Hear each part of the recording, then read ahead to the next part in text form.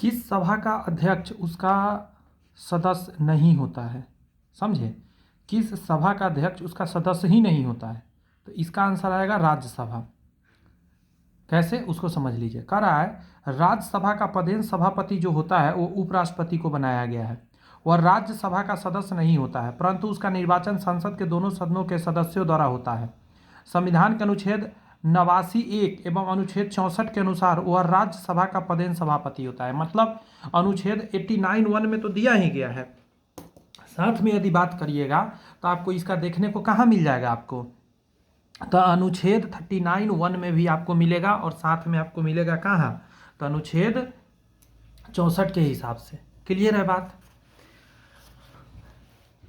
राज्यसभा का पदेन अध्यक्ष कौन होता है, तो उपराष्ट्रपति होता है, जैसा कि अभी आप पिछला प्रश्न में देखे हैं। नमस्कार दोस्त, आप देख रहे हैं directstudy.com, जहां आज आप देख रहे हैं पार्ट 2 पॉलिटी का। जी हाँ, मैं पॉलिटी करा रहा हूँ, ये घटनाचक्र पूर्वावलोकन करा रहा हूँ। बीपीएससी द्वारा निकाला गया ये बुक है और बेहतरीन किताब है। इस किताब को हर कोई पढ़ना चाहता है, घटनाचक्र को। तो सारे चैप्टर करा दिया हूँ, सारे सब्जेक्ट करा दिया हूँ। आप साइंस पढ़ना चाहते हैं, फिजिक्स केमिस्ट्री बायोलॉजी ऑलरेडी करा रखा हूँ, मैथ या रीजनिंग पढ़ना चाहते हैं जो अभी तक बीपीएससी में आए हैं 32 सालों के अंदर, वो मिल जाएगा। टीचर्स बीपीएससी TRE 4 इन चीज़ों में जितने आए हैं क्वेश्चन सारे मैंने करा दिया है। जाके प्लेलिस्ट बनाए, वहाँ से देख सकते हैं। हिस्ट्री का मेडाइवल हो गया या आपका हो गया एंशिएंट या मॉडर्न, तीनों हिस्ट्री टोटल कंप्लीट करा रखा हूँ। साथ में आप देखेंगे वहाँ जाके तो बिहार स्पेशल सारे क्लासेज करा रखा हूँ। तो जो भी चाहिए, ज्योग्राफी पूरा कंप्लीट करा दिया हूँ, आप जाके देख लीजिए। फ्री ऑफ कॉस्ट अवेलेबल है, आपको प्लेलिस्ट बना हुआ है, डिस्क्रिप्शन में लिंक भी दिया हुआ है। और आज जो मैं क्लास करा रहा हूँ इसका भी आपको मिल जाएगा फ्री ऑफ कॉस्ट। टेलीग्राम पे सारे PDF भी अवेलेबल है, तो आप जाकर डिस्क्रिप्शन में लिंक है वहाँ से उसको भी ज्वाइन कर लीजिएगा। आइए आगे क्वेश्चन पे बढ़ते हैं। कह रहा है राज्यसभा का सभापति कौन है? राज्यसभा का सभापति तो वो कोई और नहीं, उपराष्ट्रपति है। राज्यसभा के चेयरमैन कौन है? बहुत तरह से क्वेश्चन पूछा जाता है, वही बात हो जाएगा, तो भारत के उपराष्ट्रपति। अगला प्रश्न आपका है कि कौन सा कथन असत्य है? गड़बड़ कथन कौन सा है? राष्ट्रपति पद के लिए प्रत्याशी की आयु कम से कम 35 वर्ष का होना चाहिए, तो ये तो सही है। उपराष्ट्रपति राज्यसभा का सभापति होता है, ये भी सही है। कह रहा उपराष्ट्रपति का चुनाव भारत का राष्ट्रपति करता है, ऐसा नहीं होता, ये गलत है। भारत के प्रथम राष्ट्रपति डॉक्टर राजेंद्र प्रसाद से बिहार से थे, एकदम सही बात है। अगर सेशन पसंद आएगा तो चैनल सब्सक्राइब करके बेल आइकन प्रेस कर लीजिएगा, ताकि वीडियो अपलोड हो तो आपको नोटिफिकेशन मिल जाए, आपके पास पहुंच जाए आसानी से। संविधान के अनुच्छेद 66 के अनुसार अगर बात करिएगा, उपराष्ट्रपति का निर्वाचन संसद के दोनों सदनों के सदस्यों द्वारा अनुपातिक प्रतिनिधित्व पद्धति के अनुसार होता है, एकल संक्रमणीय मत प्रणाली द्वारा होता है। और ये जो मत प्रणाली आपको पता होना चाहिए, राष्ट्रपति का भी चुनाव इसी तरीका से होता है। बहुत लोग को इसका जानकारी होगा, बहुत लोग को नहीं है, वो जान लीजिए कि इसी प्रक्रिया द्वारा राष्ट्रपति का भी चुनाव होता है। दोनों का प्रक्रिया जो है तकरीबन सेम ही है।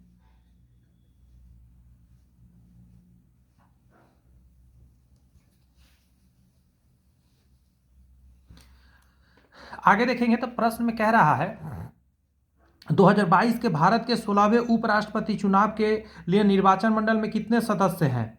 तो ये 2022 में क्वेश्चन आया था, तो इसलिए उस समय का ये क्वेश्चन था। आंसर हो जाएगा आपका 788।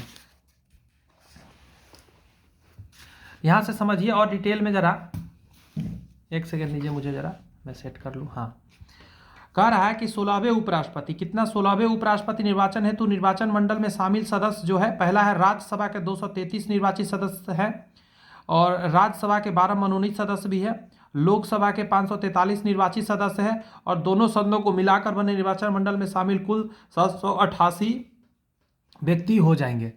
आगे आपका श्री मोहम्मद हाकिम अंसारी का भारत के उपराष्ट्रपति के रूप में क्रमांक कितना था? तो ये 2008 में क्वेश्चन आया था, समझे, तो इसलिए उस समय के लिए क्वेश्चन था, तो 12वां नंबर के थे वो, समझे, करंट से रिलेटेड था। देखिए, श्री मोहम्मद हाकिम अंसारी का भारत के उपराष्ट्रपति के रूप में व्यक्तिक अनुक्रमांक की बात करिएगा 12वां था। वर्तमान में व्यक्तिक अनुक्रमांक 14वें उपराष्ट्रपति जगदीप धनखड़ है। ठीक है, ये ध्यान रखिएगा, लेटेस्ट वाला। अगला है भारत का प्रधानमंत्री मुख्य है। भारत का प्रधानमंत्री मुख्य क्या है? केंद्र सरकार का, राज्य सरकार का, राज्य तथा केंद्र स्तर दोनों का, या उपयुक्त में से कोई नहीं? तो केंद्र सरकार का ये मुख्य होता है। इसको समझने के लिए आपको कुछ आर्टिकल जानना होगा। जैसे आपने आर्टिकल के बारे में सुना होगा कि भारतीय संविधान के अनुच्छेद 74(1) के अनुसार राष्ट्रपति को सहायता और सलाह देने के लिए एक मंत्रिपरिषद होगा, जिसका प्रधान प्रधानमंत्री ही होगा, और राष्ट्रपति अपने कृत्यों का प्रयोग करने में ऐसे सलाह के अनुसार कार्य करेगा। आगे कह रहा है, इस प्रकार भारत का प्रधानमंत्री केंद्र सरकार का व्यवहारिक प्रमुख होता है। वस्तुतः यह लोकसभा में बहुमत प्राप्त दल का गठबंधन का नेता होता है। जो बहुमत प्राप्त करके जाता है उसका ये हेड होता है। अगला है आपका कि आमतौर पर भारत के प्रधानमंत्री होते हैं, तो कौन होते हैं? लोकसभा का सदस्य होता है। आमतौर पर भारत का प्रधानमंत्री कौन होता है? तो लोकसभा का ही सदस्य मेनली होते हैं। समझिएगा रहा है कि संविधान के अनुसार प्रधानमंत्री दोनों सदनों में से किसी का भी सदस्य हो सकता है। ध्यान रखिएगा, प्रधानमंत्री दोनों सदन में से कहीं का भी हो सकता है। आमतौर पर वह लोकसभा का सदस्य होता है, क्योंकि लोकसभा जनता के द्वारा प्रत्यक्ष रूप से निर्वाचित निकाय है और वह लोकतांत्रिक ढंग से निर्वाचित सरकार का प्रतिनिधित्व करता है। फिर भी राज्यसभा में प्रधानमंत्री बनाए जाने का कोई प्रतिबंध नहीं है, लेकिन ज़्यादा लोकतांत्रिक यही है कि वह लोकसभा का ही सदस्य होना चाहिए। आगे सुनिएगा, भारत का प्रधानमंत्री किसके प्रति जवाबदेह होता है? प्रधानमंत्री हमेशा याद रखिएगा वो लोकसभा के प्रति जवाबदेह होगा। प्रधानमंत्री है ना जी, तो लोकसभा के हेड होता है, तो लोकसभा के प्रति जवाबदेह होगा, चाहे वो राज्यसभा से ही क्यों ना चुना गया हो। देखिए, भारतीय संविधान के अनुच्छेद 75(3) के तहत प्रधानमंत्री के तहत मंत्रिपरिषद सामूहिक रूप से लोकसभा के प्रति उत्तरदायी होता है। चूंकि मंत्रिपरिषद का प्रधान प्रधानमंत्री होता है, अतः प्रधानमंत्री भी लोकसभा के प्रति ही जवाबदेही होता है। अगला है, संघीय मंत्रिपरिषद के मंत्री सामूहिक रूप से उत्तरदायी होते हैं। समझिए, संघ सरकार का मंत्रिपरिषद तभी आपने देखा है तो लोकसभा के प्रति ये उत्तरदायी होता है। फिर से आ गया, मंत्रिपरिषद उत्तरदायी होता है, तो ये बताया नहीं गया है कहाँ का मंत्रिपरिषद है, तो ये समझना होगा आपको। तो ये लोकसभा के प्रति, इसमें कहीं भी नहीं दिया गया है। कह रहा है भारतीय संविधान के अनुच्छेद 75(3) के अनुसार मंत्रिपरिषद लोकसभा के प्रति सामूहिक रूप से उत्तरदायी होता है। समझे, अतः निकटतम उत्तर संसद होगा, चूंकि लोकसभा का विकल्प नहीं है, तो इसका डी आंसर आप दे सकते हैं, सांसद के प्रति। सांसद वही होता है, समझे, लोकसभा ही। देखिए, भारतीय राजनीति व्यवस्था में कार्यपालिका डैश के अधीन रहकर कार्य करती है, तो कार्यपालिका हमेशा विधायिका के अधीन रहकर कार्य करती है। एक होता है विधायिका, एक कार्यपालिका होता है, एक न्यायपालिका होता है। उच्च न्यायालय, सर्वोच्च न्यायालय, जितने भी न्यायालय है वो सारे हैं आपको न्यायपालिका। कार्यपालिका जो कार्य कर रहा होता है, जितने पुलिस विभाग वगैरह जितने विभाग है वो सभी, और विधायिका वही जो सांसद वगैरह चुन के नेता वगैरह जाते हैं वो। तो जितने भी कार्यपालिका है वो विधायिका के प्रति अधीन रहकर कार्य करती है। देखिए, भारत में संसदात्मक शासन प्रणाली अपनाई गई है। भारतीय राजनीति व्यवस्था में कार्यपालिका विधायिका के अधीन रहकर कार्य करती है। जितने भी कार्यपालिका होती है वो किसी भी नेता के अंदर ही काम कर रहा होता है, क्योंकि राजनीतिक कार्यपालिका का गठन विधायिका के सदस्यों में से होता है। समझे, राजनीतिक कार्यपालिका का गठन विधायिका सदस्य में से होता है, अतः कार्यपालिका यानी मंत्रिपरिषद सामूहिक रूप से विधायिका लोकसभा के प्रति उत्तरदायी होता है। जा रहा है दिमाग में कुछ?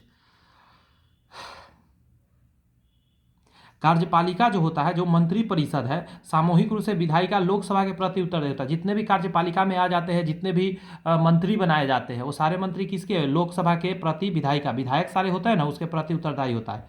निम्नलिखित में से किस संवैधानिक संशोधन अधिनियम द्वारा मंत्रिपरिषद की संख्या लोकसभा के कुल सदस्यों के 15% की सीमा निर्धारित की गई है? अच्छा क्वेश्चन जाएगा, ये हो जाएगा आपका 91वां संविधान संशोधन 2003 के हिसाब से। इसका सी आंसर दीजिए। 91वां संविधान संशोधन 2003 के अनुसार से क्या किया गया कि देखिए, 91वें संविधान संशोधन अधिनियम 2003 द्वारा संविधान के अनुच्छेद 75 में खंड 1 का क जोड़कर यह प्रावधान किया गया कि मंत्रिपरिषद में प्रधानमंत्री सहित मंत्रियों की कुल संख्या लोकसभा के कुल सदस्य की संख्या का 15% से अधिक नहीं होना चाहिए, अतः विकल्प बी सही होगा। ये अच्छा क्वेश्चन में जाएगा, ध्यान रखिएगा। आगे कह रहा है कि हाल ही में अल्पसंख्यक मामलों के मंत्रालय का प्रभार किसे सौंपा गया है? मतलब ये जो अल्पसंख्यक मामले का मंत्रालय है वो किसे दे दिया गया है? तो आंसर होगा स्मृति ईरानी जी को दिया गया है। ध्यान रखिएगा, इस चीज़ को समझिए जरा। कह रहा है कि वर्तमान में जनवरी 2025 की स्थिति के अनुसार अल्पसंख्यक कार्य मंत्री किरेन रिजिजू, नया में अभी क्या है? किरेन रिजिजू, जबकि अल्पसंख्यक कार्य राज्य मंत्री जॉर्ज कुरियन है। एक चीज़ फिर से समझ लीजिए, ये तो पहले का क्वेश्चन है, इसको छोड़ दीजिए। मतलब जनवरी 2025 की स्थिति के हिसाब से देखेंगे तो अल्पसंख्यक कार्य मंत्री कौन है? किरेन रिजिजू। और अल्पसंख्यक कार्य राज्य मंत्री में है जॉर्ज कुरियन। अगला देखेंगे, केंद्र सरकार में उच्चतम नागरिक सेवा अधिकारी कौन होता है? केंद्र सरकार में तो राष्ट्रपति से ऊपर तो कुछ होता नहीं है, लेकिन यहाँ पे है मंत्रिमंडल सचिव होगा। समझिए, केंद्र सरकार में उच्चतम नागरिक सेवा अधिकारी, जो नागरिक का सेवा करता है वो अधिकारी क्या है? तो केंद्र सरकार में उच्चतम नागरिक सेवा अधिकारी मंत्रिमंडल कैबिनेट सचिव होता है। अगला है कि भारतीय प्रशासन में विभाजन प्रणाली किससे संबंधित है? तो आंसर हो जाएगा नीति या क्रियान्वयन से। विभाजन प्रणाली, ये पहले भी कई बार हम लोगों ने क्वेश्चन देखा है कि भारतीय प्रशासनिक व्यवस्था में विभाजन प्रणाली, स्प्लिट सिस्टम, नीति निर्माण और उसके क्रियान्वयन से संबंधित है। इसमें सचिवालय योजना एवं नीति निर्माण संबंधी कार्य करता है, जबकि नीति का कार्यान्वयन संबंधी निकाय एजेंसियां द्वारा किया जाता है। आगे देखेंगे तो कह रहा है, राष्ट्रीय सुरक्षा परिषद का प्रधान कौन होता है? तो राष्ट्रीय सुरक्षा परिषद का प्रधान जो होता है वो प्रधानमंत्री होता है। समझिएगा जरा, यहाँ पे राष्ट्रपति नहीं मारिएगा, क्योंकि आपको कुछ और क्वेश्चन है। राष्ट्रीय सुरक्षा समिति का प्रधान प्रधानमंत्री होता है, ये चीज़ थोड़ा सा ध्यान रखना होता है। एक और होता है महान्यायवादी और महाधिवक्ता और नियंत्रक महालेखा परीक्षा। ये तीन चीज़ क्या है, इसको से रिलेटेड क्या प्रश्न है उसको समझिए। भारत सरकार को कानूनी, ध्यान रखिए, कानूनी विषयों पर कौन परामर्श दे सकता है? कानूनी विषय पर सलाह कौन दे सकता है? तो कोई और नहीं है, उसी को हम लोग अटॉर्नी जनरल बोलते हैं। अटॉर्नी जनरल मतलब होता है महान्यायवादी। महान्यायवादी और सॉलिसिटर जनरल की बात करिएगा तो महाधिवक्ता होता है। क्लियर है? यहाँ समझिए, और भी डिटेल में बातें दिया गया है कि भारतीय संविधान के अनुच्छेद 76 के अनुसार, समझे 76 के अनुसार भारत सरकार को कानूनी मामलों में परामर्श देने के लिए राष्ट्रपति अटॉर्नी जनरल महान्यायवादी की नियुक्ति करता है। कौन करता है? राष्ट्रपति जो होता है इसका नियुक्ति करता है। ठीक है, आगे कह रहा है, उच्चतम न्यायालय के न्यायाधीश नियुक्ति होने की योग्यता रखने वाले किसी व्यक्ति को अटॉर्नी जनरल नियुक्त किया जा सकता है। कह रहा है यह भारत सरकार का प्रथम विधि अधिकारी होता है। देखिए, भारत सरकार प्रथम विधि अधिकारी होता है। राष्ट्रपति के प्रसाद प्रयत्न अपना पद धारण करता है। जब तक राष्ट्रपति चाहेगा अटॉर्नी जनरल जो है अपना पद धारण करेगा, राष्ट्रपति जब चाहे उसको हटा भी सकता है। अगला, भारत का महान्यायवादी किसके द्वारा नियुक्त किया जाता है? नियुक्त होता है, या ध्यान रखिएगा, तो ये होता है राष्ट्रपति के द्वारा नियुक्त किया जाता है, योग्य होना चाहिए। अगला कहता है, भारत सरकार का कौन सा अधिकारी सदस्य न होते हुए भी भारतीय संसद की कार्यवाही में भाग लेने का अधिकार रखता है? तो यही बंदा है, वो अटॉर्नी जनरल ही है। वोटिंग में नहीं भाग लेगा, लेकिन उसमें जा सकता है, बैठ सकता है, चाहे वो लोकसभा में बैठना चाहे, राज्यसभा में, कहीं भी वहाँ भाग लेता है, सब कुछ वो करता है। देखिए, एक गैर सदस्य के रूप में संसद की कार्यवाही में महान्यायवादी भाग ले सकता है। ठीक है, चूंकि प्रश्न के विकल्प में उपराष्ट्रपति भी है और वह भी संसद का सदस्य नहीं होता है, इसीलिए उपराष्ट्रपति भी उत्तर हो सकता है। हालांकि उपराष्ट्रपति को राज्यसभा के सभापति के पद से हटाने का प्रस्ताव संसद में विचारणीय हो तो उस पर उपराष्ट्रपति राज्यसभा का पदेन सभापति नहीं रहता उस समय। इस दौरान वह सदन का एक हिस्सा होता है और इस संदर्भ में वह सदन में अपनी बात रख सकता है। यदि संसद के दोनों सदनों में से किसी भी सदन की कार्यवाही में भाग लेने की बात हो तो वहाँ उत्तर महान्यायवादी ही होगा। ये सब टेक्निकल क्वेश्चन है जो समझ लीजिए, क्योंकि उपराष्ट्रपति की भागीदारी राज्यसभा में ही होती है। साथ ही प्रश्न में भारत सरकार का अधिकारी यानी ऑफिसर शब्द प्रयुक्त हुआ है, जबकि उपराष्ट्रपति राज्य का उप प्रमुख और राज्यसभा का पदेन सभापति होता है। संभवतः इस आधार पर बिहार लोक सेवा आयोग द्वारा इस प्रश्न का उत्तर बी अटॉर्नी जनरल दिया गया है। करा, एक गैर सदस्य के रूप में संसद के किसी एक सदन की कार्यवाही में भाग ले सकता है, तो वो व्यक्ति है आपका, ये देखिए बढ़िया क्वेश्चन है, तो एक तो आपका उपराष्ट्रपति हो जाएगा और महान्यायवादी हो जाएगा। ये अच्छा क्वेश्चन में चला गया। एक गैर सदस्य के रूप में संसद के किसी भी एक सदन की कार्यवाही में भाग ले सकता है, तो वो आपको उपराष्ट्रपति और महान्यायवादी दोनों आ जाएगा। अगला है, वरीयता अनुक्रम क्या होता है? देखिए, भारत में वरीयता अनुक्रम में निम्नलिखित में से पहले कौन आता है? तो सबसे ऊपर की अगर बात करेगा, इसको समझना होगा थोड़ा सा, मैं यहाँ समझाता हूँ। देखिए,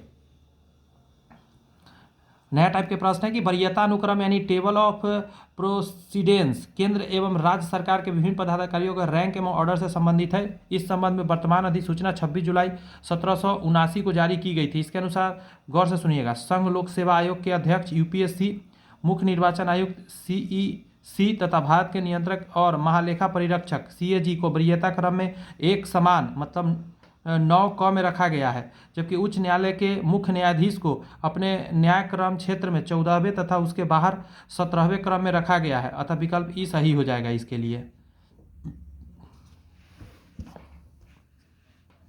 यहाँ है, निम्नलिखित को तार्किक और सार्थक क्रम में सजाइए। सबसे ऊपर राष्ट्रपति 1 नंबर में जाएगा, उसके बाद आपको उपराष्ट्रपति को वैल्यू मिलेगा 2 नंबर में, फिर आपको मिलेगा प्रधानमंत्री को, फिर आपको मिलेगा अध्यक्ष को, फिर सांसद को। इसका सी आंसर जाएगा। वरीयता क्रम में ये देख सकते हैं कि भारतीय राजनीतिक प्रणाली में संविधान के अंतर्गत अधिकारियों के वरीयता क्रम के अनुसार राष्ट्रपति को सर्वोच्च पद प्राप्त होता है, उसके बाद क्रमशः उपराष्ट्रपति, प्रधानमंत्री, अध्यक्ष यानी लोकसभा का तथा सांसदों का क्रम आता है।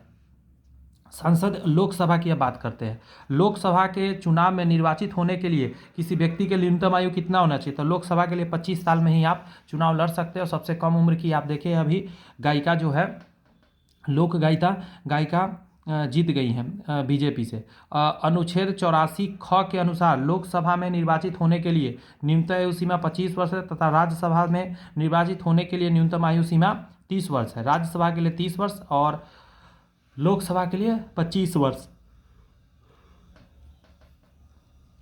लोकसभा का सदस्य चुने जाने के लिए एक व्यक्ति को कह रहा है किस आयु से कम का नहीं होना चाहिए? तो लोकसभा है तो 25 वर्ष से कम नहीं होना चाहिए, मिनिमम 25। संसद सदस्य बनने हैं तो न्यूनतम आयु 25 वर्ष चाहिए होता है।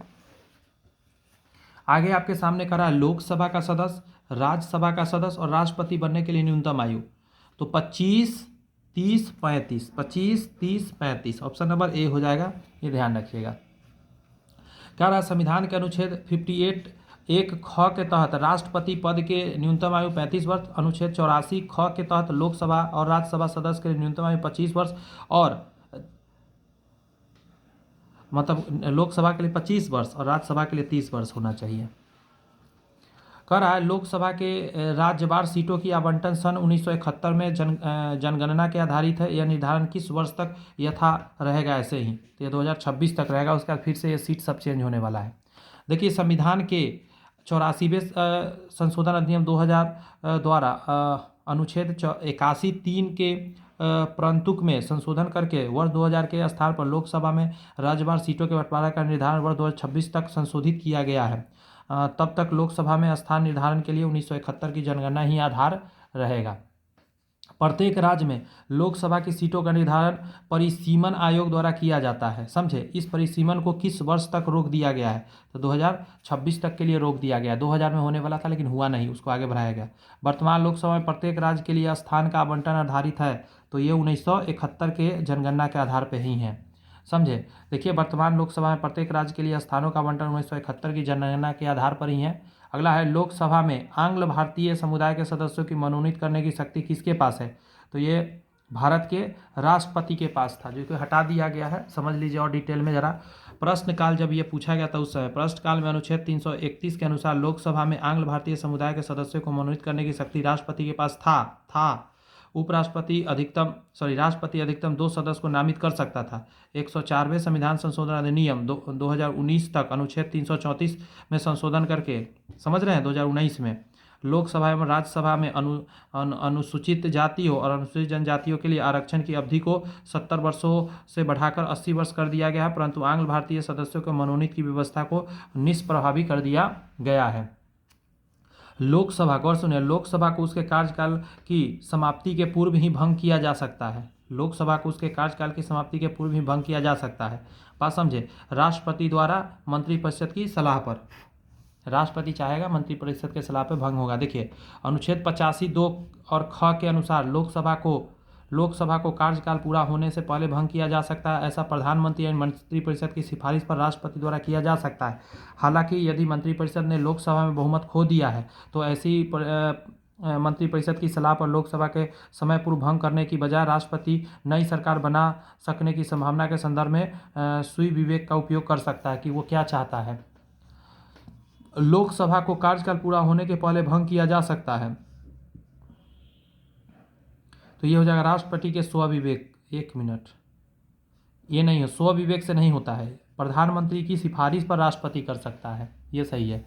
लोकसभा में सामान्यतः कितने सत्र होते हैं? तो लोकसभा में सामान्यतः 3 तरह के टोटल सत्र आपको देखने को मिलते हैं लोकसभा का, ख्याल रखेंगे इस बात का।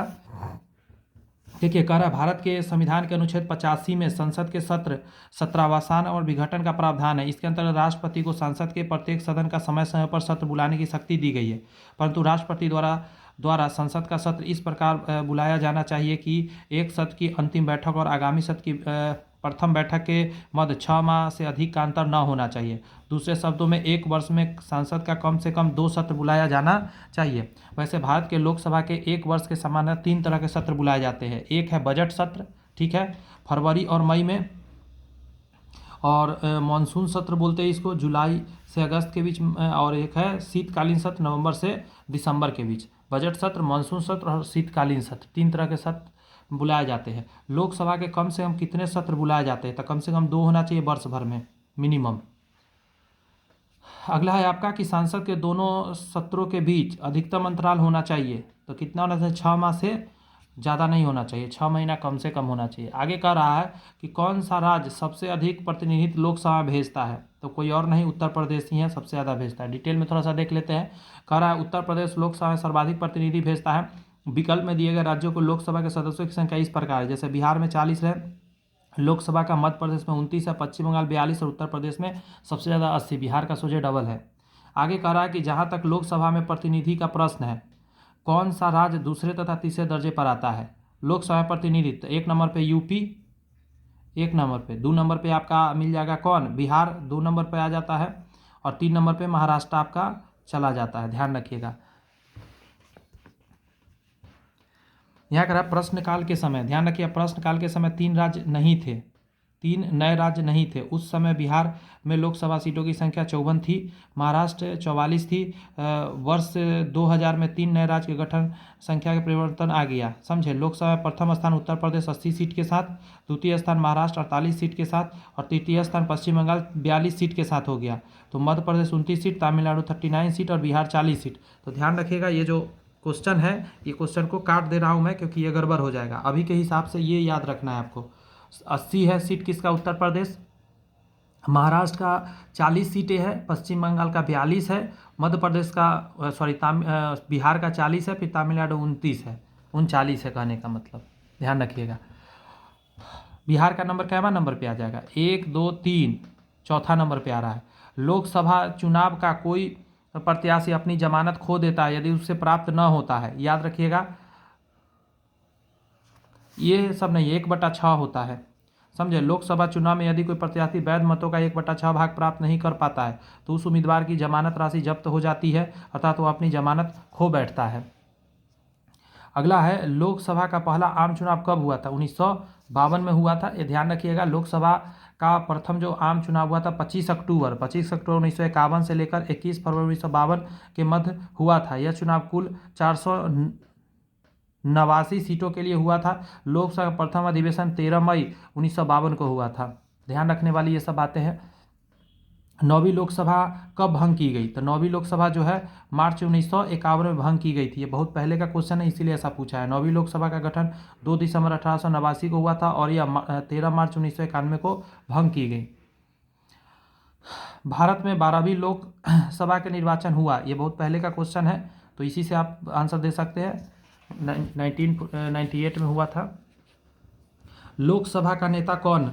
लोकसभा का नेता कौन? प्रधानमंत्री। चूंकि अनुच्छेद 75(1) के अनुसार राष्ट्रपति लोकसभा में बहुमत दल के नेता प्रधानमंत्री पद पर नियुक्त होता है। किसी भी सदन का नेता उस सदन का सदस्य ही होता है। यदि प्रधानमंत्री लोकसभा का सदस्य नहीं होता है तो लोकसभा में सदन का नेता किसी वरिष्ठ मंत्री को बनाया जाता है जो लोकसभा का सदस्य होता है। अगला है लोकसभा के स्पीकर निर्वाचन होता है, तो उसी में से समझे लोकसभा के सभी सदस्यों द्वारा उसका निर्वाचन किया जाता है, समझे। लोकसभा के स्पीकर का निर्वाचन लोकसभा के सभी सदस्यों द्वारा किया जाता है। वर्तमान में लोकसभा अध्यक्ष ओम बिरला जी हैं। आगे कह रहा है लोकसभा के वर्तमान उपाध्यक्ष कौन है? ये बहुत पहले का क्वेश्चन है, इसको छोड़ दीजिए।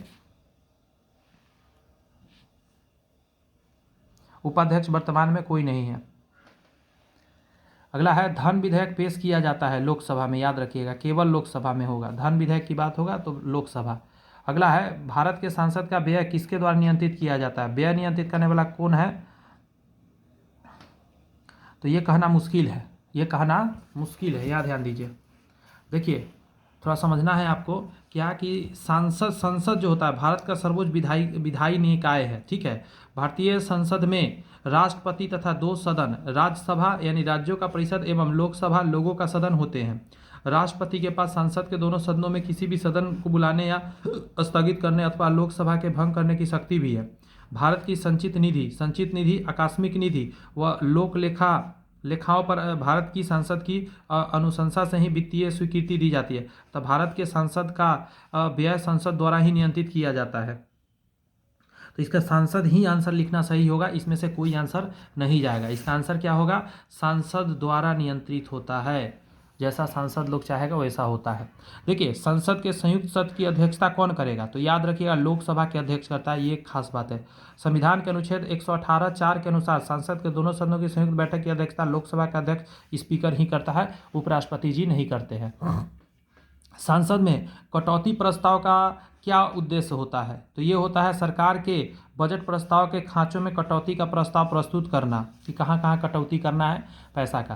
देखिए, केंद्रीय बजट के अनुदान मांगों में संशोधन हेतु संसद के निचले लोकसभा में प्रस्तुत किए जाने वाले प्रस्ताव कटौती प्रस्ताव कट मोशन कहलाता है। इसके द्वारा सरकार के बजट प्रस्तावों में व्यय हेतु प्रस्तुत अनुदान मांगों को अनुचित बताते हैं उसमें कमी का प्रस्ताव लाया जाता है। यह कटौती प्रस्ताव 3 प्रकार के होते हैं। पहला सुनिएगा, नीतिगत कटौती, दूसरा है सांकेतिक कटौती और तीसरा है मितव्ययी कटौती। 3 तरह के कटौती टोटल इसमें किया जा सकता है।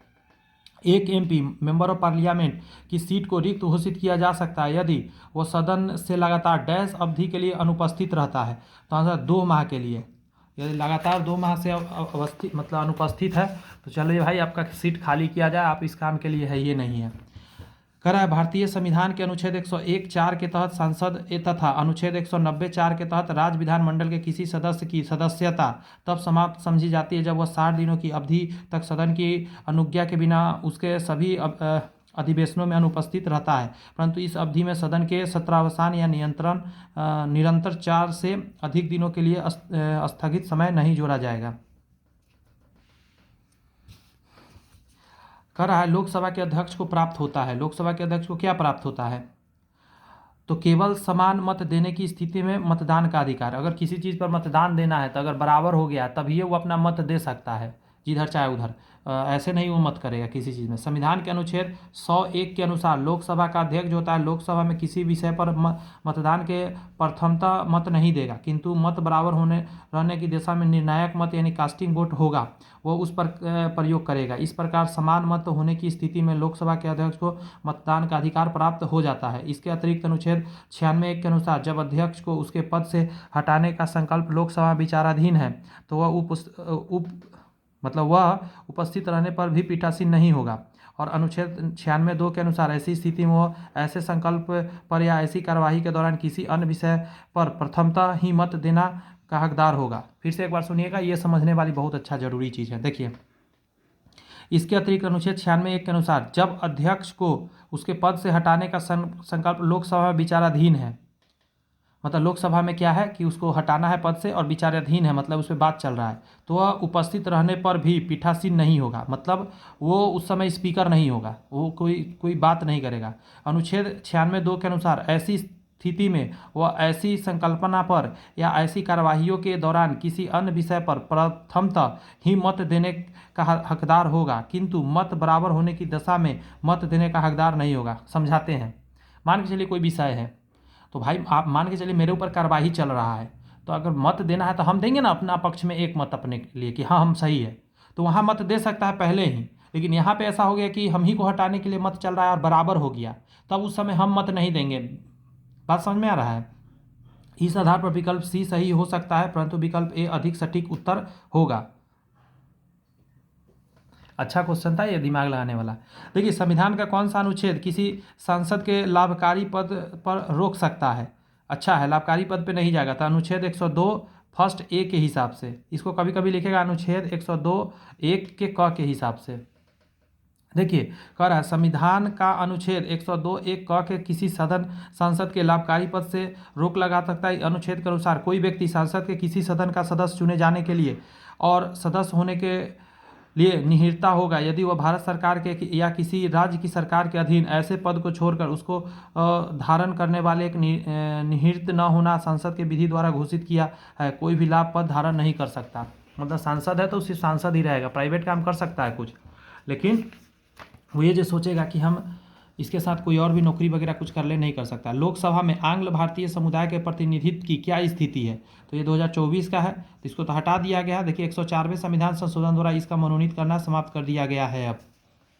और डिटेल में देख लीजिए, लोकसभा में एंग्लो इंडियन समुदाय के प्रतिनिधित्व के लिए प्रावधान संविधान के अनुच्छेद 331 के अंतर्गत किया गया था। इस अनुच्छेद के अनुसार अनुच्छेद 81 में किसी बात के होते हुए भी यदि राष्ट्रपति या राय की लोकसभा में एंग्लो इंडियन समुदाय के प्रतिनिधित्व पर्याप्त नहीं है तो वह लोकसभा में उस समुदाय के 2 से अधिक सदस्य का नाम निर्देशित कर सकता था। अनुच्छेद 334 में उपबंधों के तहत यह व्यवस्था मूलतः संविधान के प्रारंभ से 10 वर्ष तक की अवधि के लिए ही थी। 95 संविधान संशोधन अधिनियम 2009 के द्वारा यह अवधि संविधान के प्रारंभ में 70 वर्ष तक की गई थी, मतलब आगे बढ़ा दिया गया था। कह रहा है 104वें संविधान संशोधन अधिनियम 2019 के द्वारा अनुच्छेद 344 में संशोधन कर लोकसभा और राज्यसभा विधानसभाओं के अनुसूचित जातियों तथा अनुसूचित जनजातियों के लिए सीटों का आरक्षण की व्यवस्था को अगले 10 वर्ष संविधान के प्रारंभ से 80 वर्ष तक था, लेकिन अब 90 वर्ष कर दिया के लिए बढ़ाने का प्रावधान किया गया, परंतु एंग्लो इंडियन के नाम निर्देश के प्रावधान की अवधि में आगे बढ़ाते हुए निष्प्रभावी कर दिया है कि नहीं, अब वो नहीं रहेगा। राज्यसभा की बात कर रहा था, राज्यसभा में होते हैं, तो राज्यसभा में क्या होते हैं, तो 250 सदस्य होते हैं, जिसमें 12 सदस्य भारत के राष्ट्रपति द्वारा मनोनीत किए जाते हैं, ये ध्यान रखिएगा। यहाँ समझिए, कह रहा है कि संविधान के अनुच्छेद 81 के उपखंड क एवं ख के अनुक्रम कहा गया है कि राष्ट्रपति द्वारा नाम निर्देशित किए जाने वाले 12 सदस्यों से और राज्य के और संघ क्षेत्रों से 238 से अधिक प्रतिनिधियों से मिलकर राज्यसभा बनेगा। ये राज्यसभा की बात है।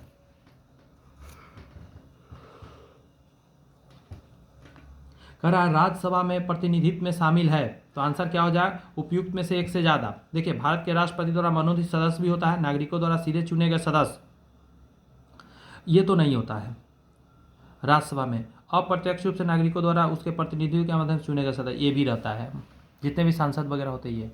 देखिए हमारे संविधान के अनुसार राज्यसभा का कार्यकाल, तो याद रखिएगा, समाप्त होने का विषय नहीं है। राज्यसभा कभी भी समाप्त नहीं होता, हर 2 साल पे ना 1/3 चेंज होता है। देखिए राज्यसभा एक अस्थायी सदन है। भारतीय संविधान के अनुच्छेद 83(1) के अनुसार राज्यसभा का विघटन नहीं होगा, ठीक है। इसके 1/3 है ना सदस्य प्रत्येक 2 वर्ष में सेवानिवृत्त हो जाएंगे, और इस प्रकार राज्यसभा के सदस्यों का कार्यकाल 6 वर्ष का होता है, और ऐसे ही चेंज होते रहता है। राज्यसभा के सदस्य चुने जाते हैं, तो आंसर क्या होगा, 6 वर्ष के लिए चुने जाते हैं। आगे है कि राज्यसभा को अस्थायी सदन कहते हैं क्योंकि यह भंग नहीं किया जा सकता, इसे विघटित नहीं किया जा सकता, इसीलिए। अगला प्रश्न आपके सामने है कि निम्नलिखित कथनों में से कौन सा सही नहीं है, तो आंसर आप देंगे, ये जो कह रहा है धन संपत्ति के मामले में राज्यसभा शक्तिहीन हो जाता है, तो ये तो सही है। धन विधेयक की शुरुआत राज्यसभा में होता है, ये गलत है, राज्यसभा नहीं लोकसभा में होता है, यही आंसर हो जाएगा, यही गड़बड़ है। इस चीज़ को पढ़िए, सही पॉइंट लिखा गया है कि लोकसभा द्वारा पारित किए जाने के बाद राज्यसभा को 14 दिनों के भीतर विधेयक को पारित करना होता है, ये भी सही है। राज्यसभा किसी धन विधेयक, ध्यान रखिए, राज्यसभा किसी धन विधेयक को पारित कर सकती है अथवा कतिपय सिफारिशों के साथ उसे लोकसभा को लौटा सकती है। आगे है अनुच्छेद 109(1) के अनुसार धन विधेयक राज्यसभा में पुनर्स्थापित नहीं किया जाएगा। साथ ही अनुच्छेद 109(2) में कहा गया है कि राज्यसभा को धन विधेयक 14 दिनों की अधिक पारित करना होगा। साथ ही राज्यसभा सिफारिश सहित विधेयकों को लोकसभा को 14 दिनों को वापस करेगी। लोकसभा राज्यसभा की सिफारिश को मानने के लिए बाध्य नहीं है। मान के चलिए कि कोई धन विधेयक आया है लोकसभा से राज्यसभा में, राज्यसभा 14 दिन के अंदर ही कहा कि नहीं भाई इसको हम नहीं मानेंगे, रिटर्न कर देंगे। जब दोबारा यहाँ से जाएगा तो फिर उसको मजबूरन उसको पास करना होगा, वो मना नहीं कर सकता राज्यसभा। संविधान में मंत्रिमंडल शब्द एक ही बार प्रयोग हुआ है, और कहाँ हुआ है, तो कह रहा अनुच्छेद 352(2) में संविधान में मंत्रिमंडल शब्द का एक ही बार प्रयोग हुआ है, वह अनुच्छेद 352 में हुआ है। संविधान में मंत्रिमंडल शब्द का प्रयोग केवल एक बार अनुच्छेद 352 के खंड 3 में किया गया है। इसके अनुसार राष्ट्रपति आपातकालीन की उद्घोषणा तभी कर सकेगा जब मंत्रिमंडल उसे लिखित रूप से संसूचित करेगा, तब वह क्या कर सकता है, आपातकाल घोषित कर देगा। राज्यसभा में राज्यों के प्रतिनिधित्व नियंत्रण में से किसी आधार पर किया जाता है। फिर से सुनिए, राज्यसभा में राज्य के प्रतिनिधित्व नियंत्रण निम्नांकित में से किस आधार पर दिया जाता है कि आप उसमें आ जाइए, राज्यसभा के आप सदस्य हो गए, तो देखिए उसकी जनसंख्या के अनुपात में स्थान दिया जाता है। डिटेल समझिए तब समझ में आया कि राज्यसभा में राज्यों के प्रतिनिधित्व उसकी जनसंख्या के अनुपात में दिया जाता है कि राज्यसभा में किस राज्य से कितना प्रतिनिधि आएगा। इस प्रकार किस राज्य से राज्यसभा में कितनी सीटें होंगी, इसका निर्धारण संविधान की 4वीं अनुसूची में किया गया है। कह रहा है राज्यसभा को भंग करने का अधिकार किसके पास होता है, तो राज्यसभा को भंग एक ही आदमी कर सकता है, इसमें से कोई नहीं। कहेगा क्यों नहीं, तो राज्यसभा भंग होने का चीज़ ही नहीं है। राज्यसभा स्थायी सदन है, इसे भंग नहीं किया जा सकता है, अतः विकल्प दिएगा, सारे चीज़ गलत हो जाएंगे। फिर याद दिला दे, सेशन अगर अच्छा लग रहा है तो आप लाइक कर दीजिएगा वीडियो को, कुछ दोस्त मित्र को जरूर शेयर कर दिया जिनको इस चीज़ का ज़रूरत है। किसी भी एग्जाम का तैयारी कर रहे हो, चाहे आप AEDO के लिए कर रहे हो, बिहार दरोगा के लिए कर रहे हैं, BPSC के लिए कर रहे हैं, आप TRE 4 के लिए कर रहे हैं, किसी भी चीज़ के लिए कर रहे हैं, आपके लिए रामबाण ये साबित होगा बुक, ध्यान रखिएगा। तो जरूर चैनल सब्सक्राइब करके बेल आइकन प्रेस रखिए ताकि सारे वीडियोज मिलता रहे। कह रहा है राजनीतिक शब्दावली में शून्यकाल का अर्थ क्या होता है, तो स्टार लगा हुआ है, उसको समझिए ज़रा।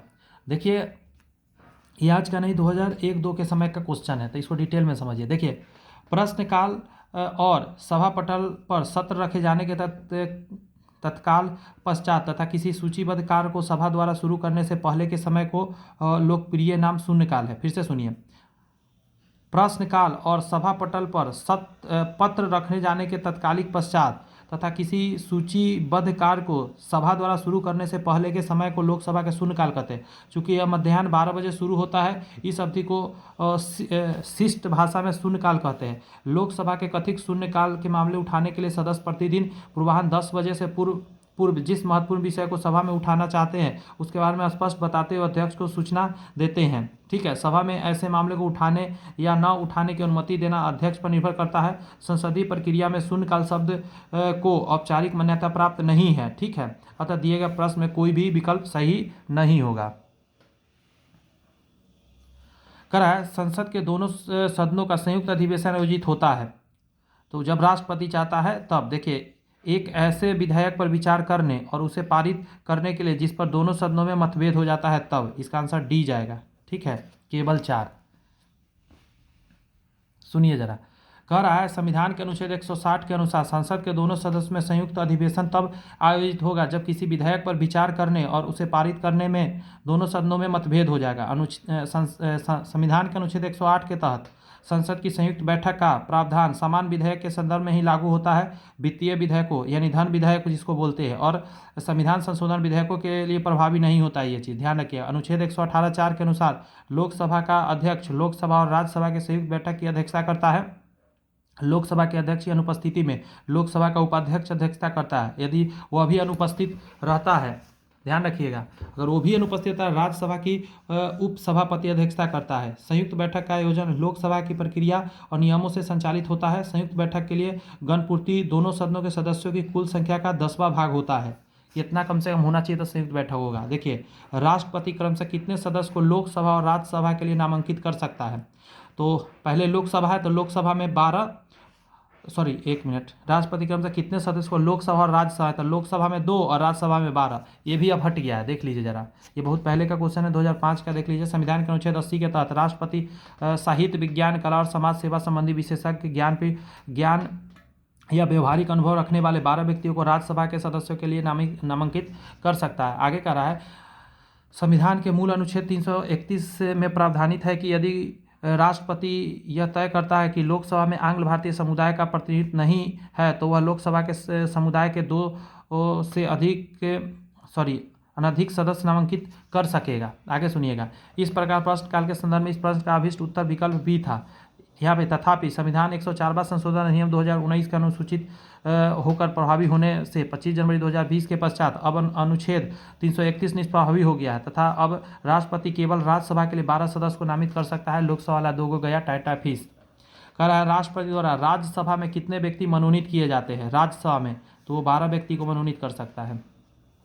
अनुच्छेद 80 के अनुसार राष्ट्रपति द्वारा राज्यसभा में 12 व्यक्ति मनोनीत किया जा सकता है जिसे साहित्य, विज्ञान, कला और सामाजिक सेवा में ज्ञान एवं व्यवहार में अनुभव रखता हो। इसलिए देखिए, संसद के सत्रावसान के समय अध्यादेश जारी करने की शक्ति किसमें निहित है?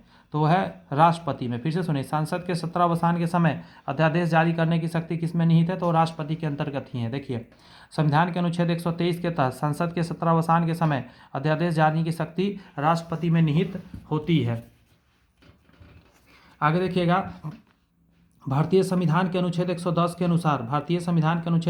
अनुसार धन विधेयक की परिभाषा में क्या सम्मिलित है? धन विधेयक में समझिएगा, इसका आंसर ई दिया जाएगा फिलहाल। क्यों? उसको यहाँ से समझना है कि संविधान के अनुच्छेद 110 में उपबंधों के तहत टैक्स लगाना समाप्त करना, उसके विनिमयन प्रत्ययन, धन की उधारी का विनिमयन करना, भारत की संचित निधि के धन का विनियोग करना तथा किसी व्यय को भारत की संचित निधि पर भारित व्यय घोषित करना, इन सभी धन विधेयक की परिभाषा में शामिल किया गया है। यानी समझ रहे हैं, देखिए, टैक्स लगाना समाप्त करना और उसके विनिमयन को प्रत्यार्पण करना, धन की उधारी का विनिमयन करना, ये सभी है। भारत की संचित निधि के धन को विनियोग करना और भारत की संचित निधि को खर्च करने का विवरण, ये सारे चीज़ इसमें आते हैं, इसीलिए इसका हो जाएगा एक से ज़्यादा आंसर। संसदीय समिति को समझिए जरा। लेखानुदान बना है। लेखानुदान क्या है?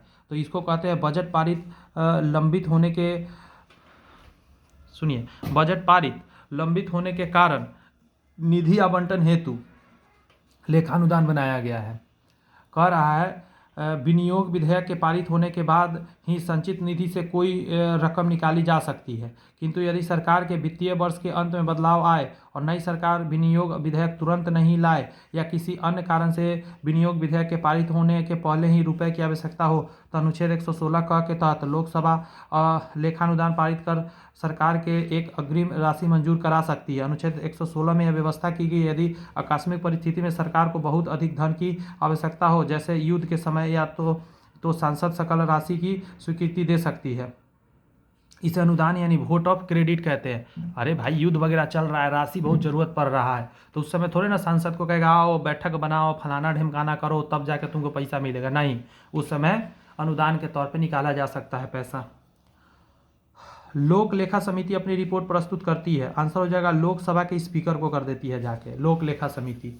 इसको समझिए, बढ़िया चीज़ है, इसको जानना आपको चाहिए। देखिए, कह रहा है लोक लेखा समिति जो है पब्लिक अकाउंट कमेटी द्वारा अपनी रिपोर्ट लोकसभा के स्पीकर अध्यक्ष को प्रस्तुत की जाती है। लोक लेखा समिति लोक व्ययों को नियंत्रित रखने वाली एक संसदीय समिति है। इसमें लोकसभा के 15 और राज्यसभा के 7 सदस्य समेत कुल 22 सदस्य होते हैं। ये इंपॉर्टेंट है यहाँ से यहाँ तक। लोक लेखा समिति में समझे, लोकसभा से टोटल 15 सदस्य होते हैं और राज्यसभा से 7 सदस्य होते हैं। इसका उद्देश्य लोक व्यय के दुरुपयोग एवं अनियमितताओं को संसद के समक्ष उजागर करना होता है। यह उन लोक पदाधिकारियों के विरुद्ध कार्यवाही की भी सिफारिश करता है जो व्यय के दुरुपयोग हेतु उत्तरदायी पाए जाते हैं। समिति नियंत्रक एवं महालेखा की रिपोर्ट को आधार मानकर लोक व्यय की प्रति परीक्षण करती है। सामान्यतः विपक्ष के लोकसभा सदस्य को इसका अध्यक्ष नियुक्त किए जाने की प्रथा, समझे, यहाँ से समझिएगा, विपक्ष के लोकसभा सदस्य को इसका अध्यक्ष नियुक्त किए जाने की प्रथा वर्ष 1967 से 68 से है। लोक लेखा समिति के अध्यक्ष की नियुक्ति लोकसभा के अध्यक्ष द्वारा की जाती है। आगे है, निम्नलिखित में से कौन सी संसदीय समिति कार्यपालिका को नियम विनियमन बनाने के लिए प्रत्यायोजित शक्ति से संबंधित है? तो आंसर हो जाएगा क्या? अधीनस्थ विधान पर समिति। फिर से सुनिए, निम्नलिखित में से कौन सी संसदीय समिति कार्यपालिका को नियमन विनियमन बनाने के लिए, कार्यपालिका पर बात हो रही है, प्रत्यायोजित शक्ति से संबंधित है? तो अधीनस्थ विधान पर समिति। देखिए, अधीनस्थ विधान पर समिति यानी कमिटी ऑन सबऑर्डिनेट लेजिस्लेशन कार्यपालिका को नियम विनियमन बनाने के लिए प्रत्यायोजित शक्ति से संबंधित है। इस संसदीय सब, एक सेकंड रुक जाइएगा जरा, एक सेकंड लीजिए,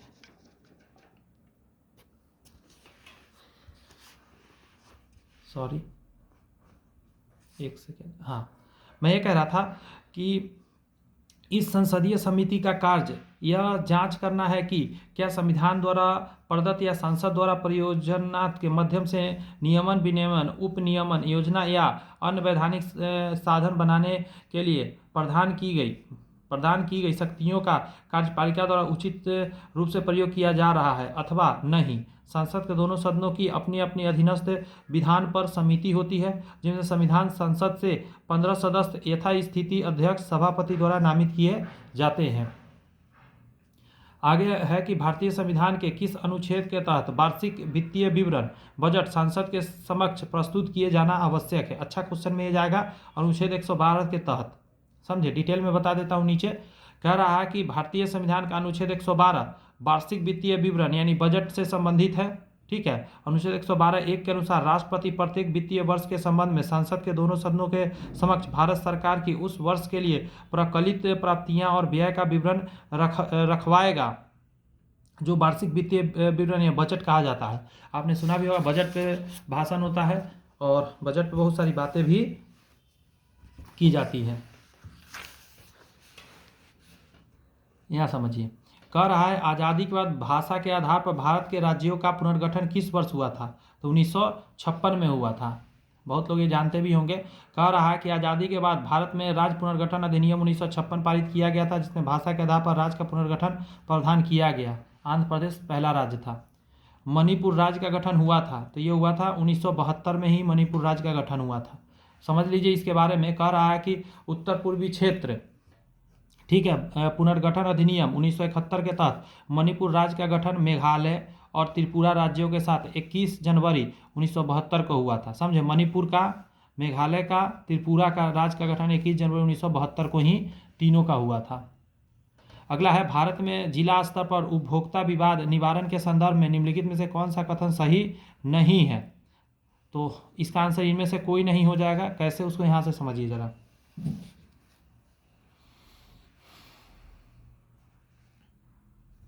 कह रहा है कि उपभोक्ता संरक्षण अधिनियम 2019 उपभोक्ता विवादों के समाधान के लिए त्रिस्तरीय अर्ध न्यायिक तंत्र के प्रख्यापित यानी प्रोमुलगेट करता है, जिसमें जिला आयोग, ठीक है, राज्य आयोग एवं राष्ट्रीय आयोग शामिल है। इस अधिनियम के अनुसार राज्य सरकार एक जिला फोरम का गठन करेगी। यदि उचित समझे तो एक जिले में एक से अधिक जिला फोरम का गठन कर सकती है। इस जिला फोरम में एक अध्यक्ष यानी योग्यता जिला का जज होता है। कम से कम 2 सदस्य होंगे, जिसमें कम से कम एक महिला सदस्य अवश्य होगी। दोनों की कम से कम 35 वर्ष आयु होनी चाहिए। ठीक है। जिला आयोग के क्षेत्राधिकार में वे शिकायतें आएगी जहां वस्तु या सेवा के लिए किए गए भुगतान का मूल्य 50 लाख रुपए से ज़्यादा न हो। ये राज्य में, जिला में आएगा। जिला के बाद राज्य में जाएगा। थोड़ा ज़्यादा बड़ा पैसा का मामला है तो उसके केंद्र में जाएगा।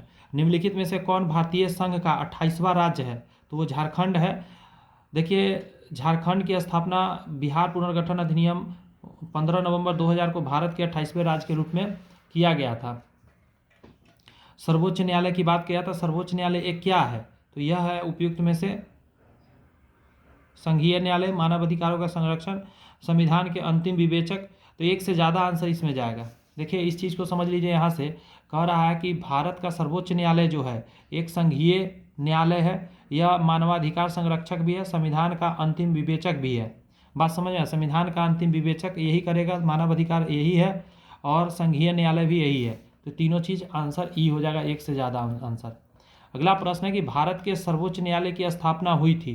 तो सर्वोच्च न्यायालय जो बनाया गया था वो भारतीय संविधान के द्वारा बनाया गया था, सर्वोच्च न्यायालय। यहाँ समझ लीजिए, कह रहा है कि भारत का उच्चतम न्यायालय भारत के संविधान के तहत एक सर्वोच्च न्यायिक निकाय है। संविधान के अनुच्छेद 124 में कहा गया है कि भारत का एक उच्चतम न्यायालय होगा। 26 जनवरी 1950 को, बात समझ में आया, को संविधान के लागू होने के साथ ही उच्चतम न्यायालय का अस्तित्व आया। भारत का उच्चतम न्यायालय 1958 के तिलक मार्ग नई दिल्ली में स्थित वर्तमान भवन में स्थानांतरित होने से पहले पुराने संसद भवन में था। आगे कह रहा है कि 28 जनवरी 1950 को भारत के एक प्रभु संपन्न लोकतांत्रिक गणराज्य बनने के 2 दिन बाद उच्चतम न्यायालय का उद्घाटन किया गया था। 28 जनवरी को उद्घाटन हुआ था, ध्यान रखिए, 1950 को। इसके उद्घाटन पुराने संसद भवन के नरेंद्र मंडल में हुआ था। आगे कहता है जहां वर्ष 1937 से लेकर 1950 तक भारत संघ न्यायालय 12 वर्षों के लिए कार्यरत था। मुझे लगता है अच्छे से समझ में हो गया होगा आपको याद। कह रहा है निम्नलिखित में से कथन में से कौन सा एक सही नहीं है। पहला कह रहा है सर्वोच्च न्यायालय का गठन 1950 में हुआ, तो अभी आपने देखा है 28 जनवरी 1950 को होते, तो सही है। सर्वोच्च न्यायालय देश की उच्चतम अदालत है जिसमें अपील की जाती है, तो ये भी सही है।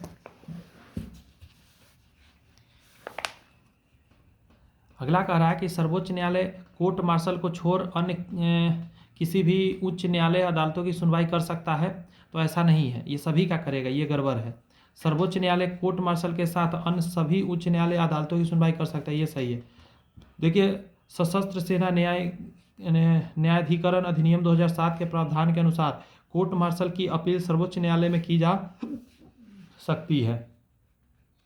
कह रहा है भारत के सर्वोच्च न्यायालय में न्यायाधीशों की स्वीकृति क्षमता मतलब सेक्शन स्ट्रेंथ क्या है, मतलब कितना होना चाहिए, तो स्टार लगा है, उसको समझना है आपको। देखिए भारतीय संविधान के अनुच्छेद 124 में उच्चतम न्यायालय के गठन के संबंध में प्रावधान किया गया है। इसमें यह कहा गया है कि उच्चतम न्यायालय में एक मुख्य न्यायाधीश तथा 7 अन्य न्यायाधीश होगा, यानी टोटल मिला के 8 हो जाएगा।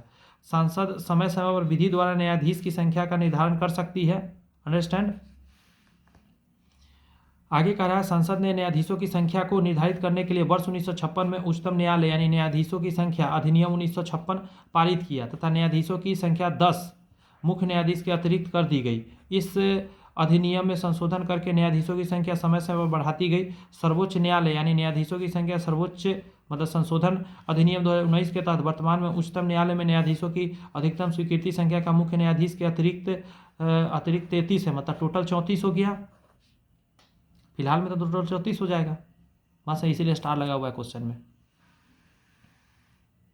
यहाँ देखिएगा वर्तमान में सर्वोच्च न्यायालय में न्यायाधीशों की संख्या कितना है, तो ई नंबर हो जाएगा क्योंकि इसका आंसर होना चाहिए 34।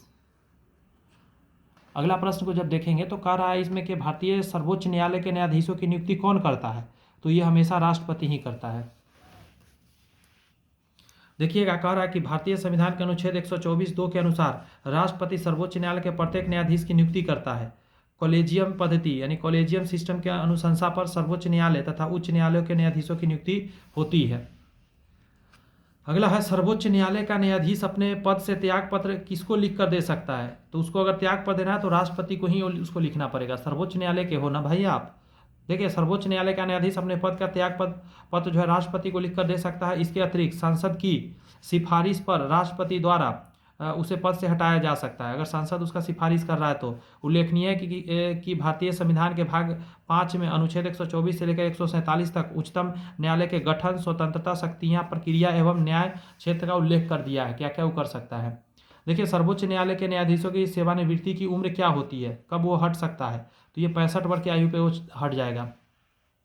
कह रहा है कि भारतीय संविधान के अनुच्छेद 124(2) के अनुसार सर्वोच्च न्यायालय के न्यायाधीश की सेवानिवृत्ति की आयु 65 वर्ष निर्धारित की गई है, जबकि उच्चतम न्यायालय में यह 62 वर्ष है। ध्यान रखिए उच्चतम न्यायालय में 62 और सर्वोच्च न्यायालय में यह 65 वर्ष है, ये रट के रखिएगा, बहुत इंपॉर्टेंट क्वेश्चन में जा रहा है।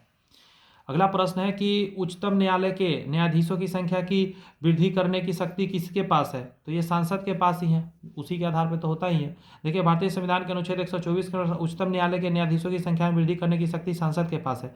ज्ञातव्य हो कि उच्चतम न्यायालय में न्यायाधीशों की संख्या विहित करने का मतलब वृद्धि करने का अधिकार राष्ट्रपति के पास है।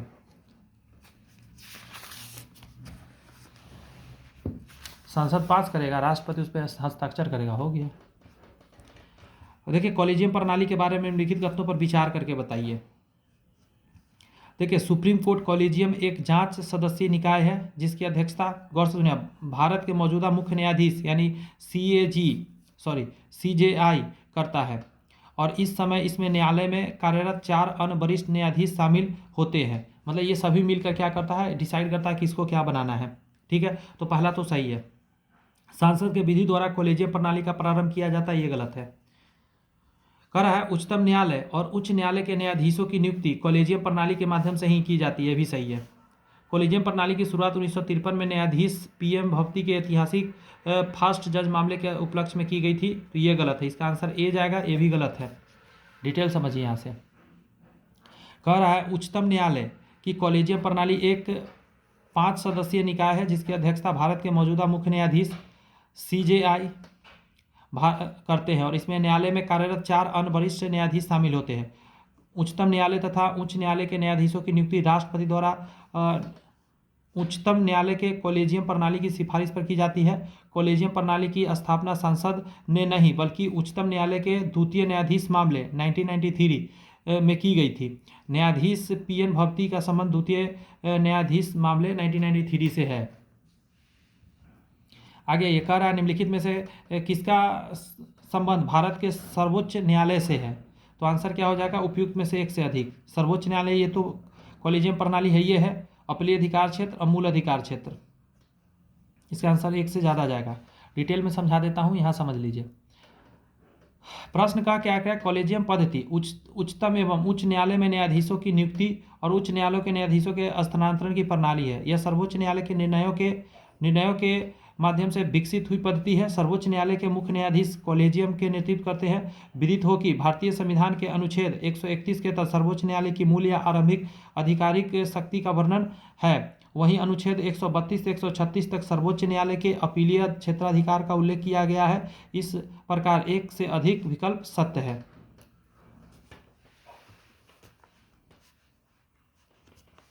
अगला प्रश्न है कि न्यायिक पुनरावलोकन का अर्थ या सर्वोच्च न्यायालय का क्या है, तो देखिए किसी भी राज्य के कानून को अवैध घोषित कर सकता है। फिर से न्यायिक पुनरावलोकन का अर्थ यह है कि सर्वोच्च न्यायालय किसी भी राज्य के कानून को अवैध घोषित कर सकता है, ध्यान रखिएगा। Very very sorry. कह रहा है न्यायिक पुनरावलोकन का अर्थ है कि सर्वोच्च न्यायालय किसी भी राज्य या केंद्र के कानून को अवैध घोषित कर सकता है यदि केंद्र या किसी राज्य के द्वारा बनाए गए कानून संवैधानिक प्रावधानों का उल्लंघन करते हैं तो सर्वोच्च न्यायालय उन्हें शून्य घोषित कर सकता है। न्यायालय की यह अधिकारिता न्याय पुनरावलोकन कहलाती है। ऐसा नहीं कि सांसद जब चाहेगा कानून बना देगा, न्यायालय उसको गड़बड़ भी कह सकता है, आप उस पर फिर विचार कर जाइए, वो अपना मत रखेगा। भारत में न्यायिक प्रणाली की किस पर आधारित है, तो ये आधारित है भारत में न्यायिक प्रणाली जो संविधान पहला तो हो गया, फिर कह रहा है कानून द्वारा स्थापित प्रक्रिया, उचित प्रक्रिया कह सकते हैं, और परंपरा पर आधारित भी है, तो ये सभी हो जाएगा। तो इसका आंसर एक से ज़्यादा हम लोग टिक करेंगे। यहाँ बताइए, कह रहा है AS आनंद 1990 के दशक के अंत में किस पद पर कार्यरत थे। बढ़िया क्वेश्चन है, तो आंसर हो जाएगा आपका क्या, भारत के मुख्य न्यायाधीश वो थे। बहुत अच्छा क्वेश्चन है। कह रहा है कि न्यायमूर्ति आदर्श सेन आनंद समझे 1990 के दशक में AS आनंद बोलते हैं कि अंत में भारत के 29वें मुख्य न्यायाधीश के रूप में कार्यरत है। मुख्य न्यायाधीश के रूप में कार्यकाल 10 अक्टूबर 1958 से लेकर 31 अक्टूबर 2001 तक इनका था।